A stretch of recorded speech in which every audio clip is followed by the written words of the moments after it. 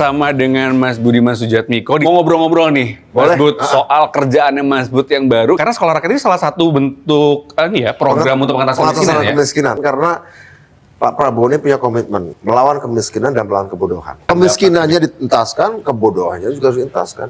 Oke. Sekolah rakyat saya kira tempat di mana anak-anak miskin ekstrim, Pak, ya. Anak yang pemulung, jalanan yang biasa selama ini mungkin jadi silver boy, silver girls, namanya ocak. Bapaknya pemulung, mungkin rumahnya nggak jelas pakai gerobak begitu. Tiba-tiba anak-anak mereka difasilitasi sekolah seperti ini. SMP saya aja nggak sekeren ini dulu. Artinya apa? Bagi saya ini misi-misi kenabian. Misi kenabian? Ya, prophetic missions. Misi-misi kenabian, bukan sekedar misi pemerintahan.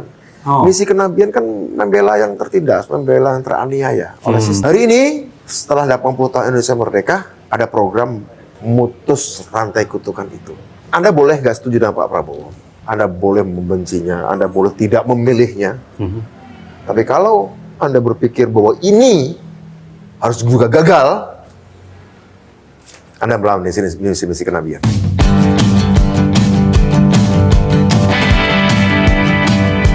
Kalau dilihat dari konsepnya, Mas Bud, di pendidikan ini, kan kayaknya agak-agak semi-militer gitu, kesannya ya, seperti itu.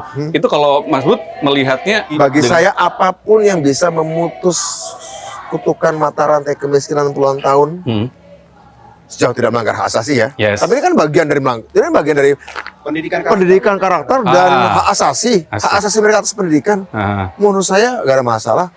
Toh mereka juga tidak dilatih menembak kan, Pak, ya. Nggak ada disiplin. Orang tanpa karakter tuh di segala rejim gak ada gunanya deh. Bener sih. Pinter kayak gimana kalau karakternya nggak bagus juga bakalan dan akhirnya jadi kayak korupsi lah apa segala macam. Apa yang terjadi kan baru-baru ini apa? Ada ibu-ibu yang tapi tanpa karakternya juga. Membuat presentasi-presentasi palsu seolah hasil penelitian padahal itu adalah hasil dari AI, manipulasi. Itu cerdas tanpa karakter. Pernah juga beberapa tahun yang lalu ada orang mengaku dia ikut penelitian roket di Belanda atau di Eropa ya.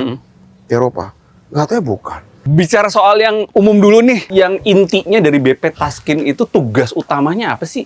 Selama ini, kita ini banyak, beratusan triliun tiap tahun anggaran digelontorkan untuk mengentaskan kemiskinan. Masif ya, terstruktur. Tapi yang kurang adalah sistematis. Membangun sistem. Nah, BP Taskin dilahirkan oleh Bapak Presiden Prabowo Subianto untuk memberikan aspek yang lebih sistemis.